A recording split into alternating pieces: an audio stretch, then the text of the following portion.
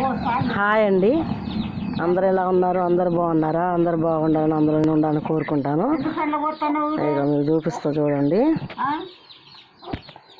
ఇక చూడండి,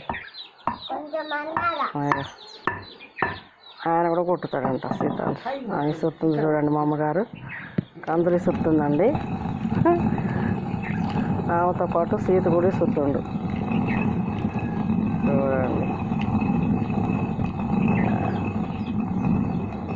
ఇద్దరు ఇస్తారు, పోటీ పడి ఇస్తుంటే ఇద్దరు. అయ్యా ఏది ఎప్పుడుకో కానీ చూడండి. నువ్వు చేసి సాయం చేస్తాను అని చేసి సాయం చేస్తాను నువ్వు.